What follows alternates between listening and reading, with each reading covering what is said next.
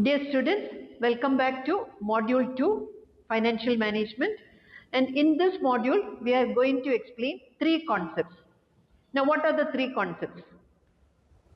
One is importance of financial management. Second is scope of financial management.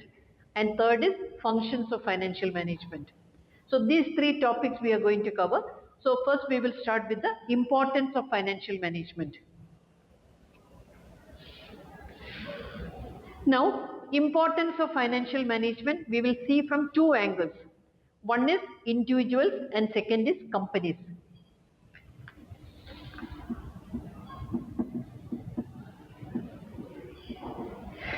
Second is companies.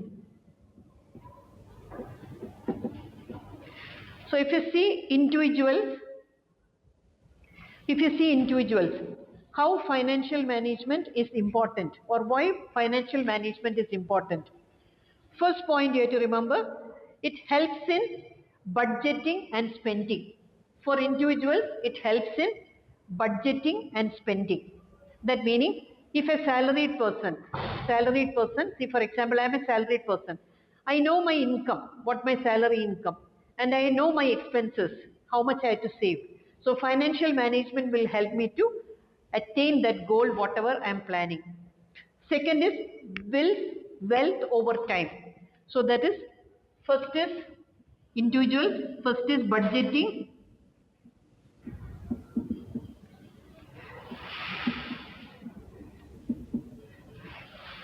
second is the wealth. Now what do you mean by wealth? Wealth is we may or when we get a job, our ambitions, we want to buy a house, we want to buy a vehicle, we want to buy jewelry, all this that accumulates wealth. Some people it will be stock market investments. Whatever your wealth creation, financial management will, if you do that properly, you will be able to do that. Now the third point is provides financial security. Financial security. Now what do you mean by financial security? Financial emergencies can happen. Accidents, hospitalization. You need money. So if you plan properly and if you have enough savings, financial management will help you to get the financial security. Now the fourth point is debt burden. Reduces debt burden. You know that how it will be affecting if you are highly indebted to somebody. Maybe it's bank or friends or relatives, it will be difficult. So our aim is we should have proper funds for our own well-being, to meet our own expenses. All that we have to remember. So we should not be debt burden. Proper financial planning will help you to achieve this goal also. Then life goals.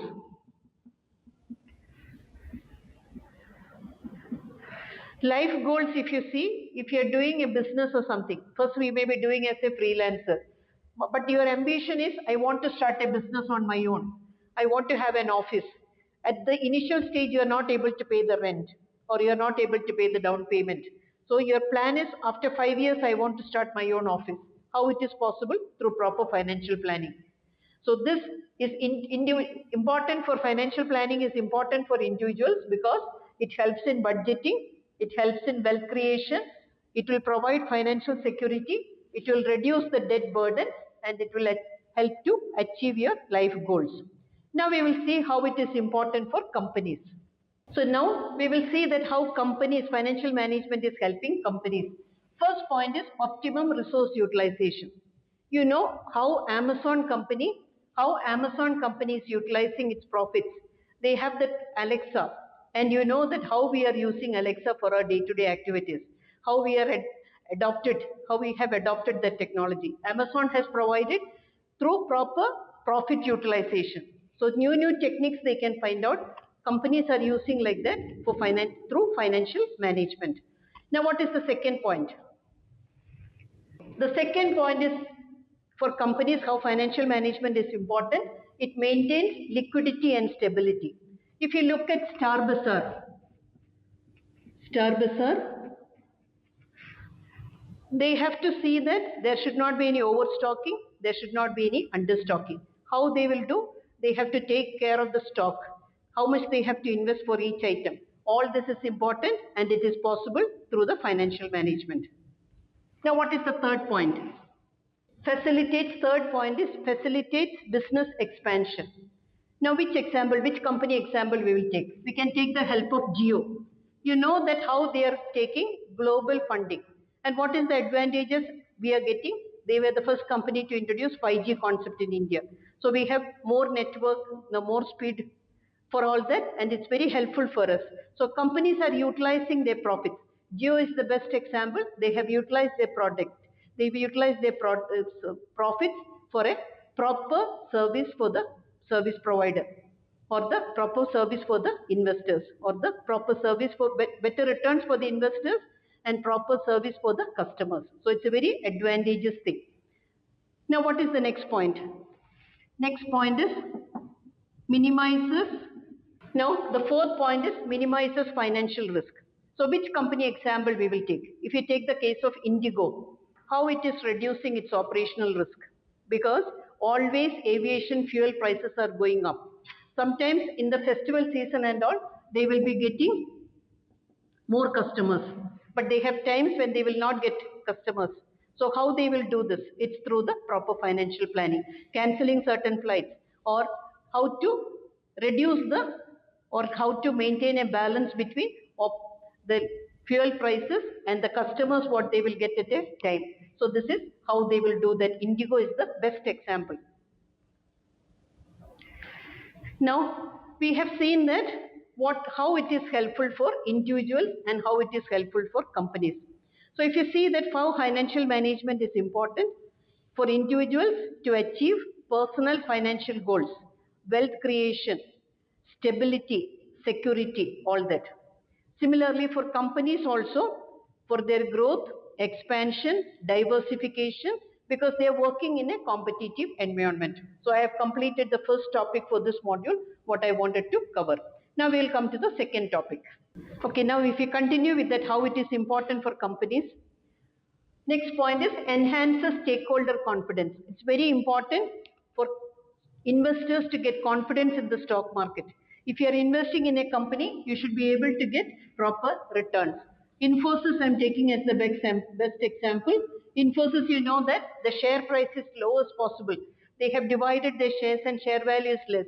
So everybody is able to invest in that. But they will look for the returns also. Whatever profit they are giving, so they will appropriate between how much they have to distribute as dividend and how much they have to retain for their diversification, expansion programs and all. So it will increase the stakeholders' confidence, proper financial management. Now, next point is it supports decision making. So it supports decision making. I'll take the example of Tata Motors. How it is important? Tata Motors, we have to remember that now electric vehicles are the trend in the market. So the company manufacturing vehicles, they have to decide how they can bring electric vehicles. There are some drawbacks. Vehicles are getting burnt. All these problems are there. Battery problems are there. Charging stations. So they have to decide whether they have to go for a hybrid model or they may have to go for an electric model. So here Tata Motors is using decision making. Just like Tata Motors, every company is using financial management for decision making. Maybe it's for expansion activities, diversification, or they want to enter a different market, other country or other state, anything like that, decision making, they will decide through the help of financial management.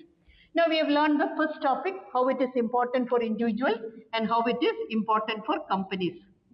So individuals, it will be helpful for their wealth creation. It will be helpful for their security. It will be helpful for their budgeting. Now if you see the company's position, companies how it is useful. So companies what they are doing, they will growth, expansion,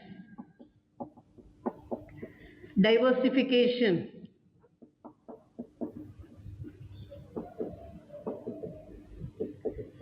These strategies are very important because they are working in a competitive environment. So with that, we will complete the first topic. Now we will go to the second topic. Now we are going to talk about the scope of financial management. Now scope of financial management, first point is investment decision. Which company we will take as an example? We can take the best example is Google. So Google, they are using artificial intelligence. They are investing in so many profitable opportunities. So it's helpful for their investment decision. Second point is the financing decision. Now financing decision meaning what is the appropriate capital structure for a company? They can use preference shares, they can use equity shares, they can use debt. So this long-term loans are there. What is the appropriate structure? That will be decided by the financing decision. We will be learning about EBIT, EPS analysis in detail later. That will help them how to maximize the EPS, earnings per share of the shareholders. So if you take the example of Tata Motors, I have already explained that they want to come with more electric vehicles. Every car manufacturing company, they are trying for more electric vehicles. So they are using debt capital and equity capital for raising funds. So all the companies will be doing that. Just I am taking the example of Tata Motors. Now what is the third point?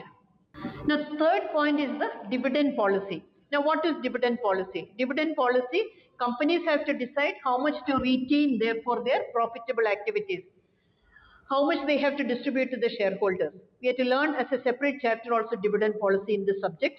So, it has got lot of consequences. If they are not taking a proper decision, if uniform dividend rates are not followed, it will have serious consequences.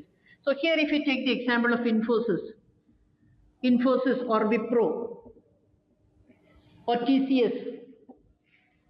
All these companies, if you see how much dividend they are giving to the shareholders, how much they are retaining. If you see the financial statements, you will be able to see that what they are doing through the financial management techniques only they are using for the appropriate decision. Next point is receivables management or working capital management. We can write it as working capital management.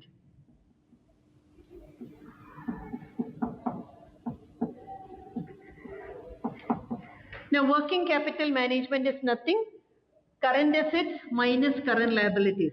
You know that there are two concepts, gross working capital, net working capital. Gross working capital is managing the current assets alone. When you talk about net working capital, it's current assets minus current liabilities. This is important because through this working capital only, their day-to-day operations can be met, the short-term obligations. So it's also possible through the financial management. Now the next point is risk management.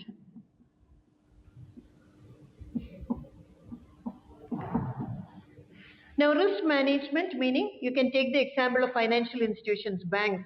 If you take any example like HDFC, ICICI, SBI, Canara Bank, anything, you can see that they have to follow the RBI rules. They have to maintain statutory liquidity ratio, current reserve ratio. All this they have to meet. At the same time, for investors' confidence, whatever they have deposited, whenever they will come and demand, they should be able to repay that. Actually, financial institutions, they are facing lot of risk. If loan defaulters are there, what will be the consequences? They will plan their operations, how much funds are required, everything based on the financial management. How much is the expected withdrawal? How much is the expected deposits? What should go to RBI? How much they can utilize for loans? Everything is possible through financial management. Now we are coming to so in the second point, what we covered, financial management, the scope of financial management, investment decisions are covered, financing decision is covered, dividend decision is covered, working capital management is covered, and risk management is covered. We will be learning in detail all these topics. Now we'll come to the third point, functions of financial management. Now the third topic I want to explain in this module we will cover. Third point is functions of financial management. So first one, if you see planning and budgeting. We have seen outlets like KFC, Pepsi's, or we have seen Starbucks, Burger King. All this, how they are planning, where they have to start an outlet, whether they will get the proper customers, whether they will be able to get profit. All that is because of proper planning and budgeting. How much funds are required, how they are going to budget that, whether it's possible, whether they will be able to retain that investment. All these things, it's possible through the financial management. So the first function of financial management is, it is helping individuals or companies in proper planning and budgeting. Now what is the second point? Now the second point is financial decision making. Financial decision making, sometimes it will be mergers, acquisition, closing down certain units which are not profitable.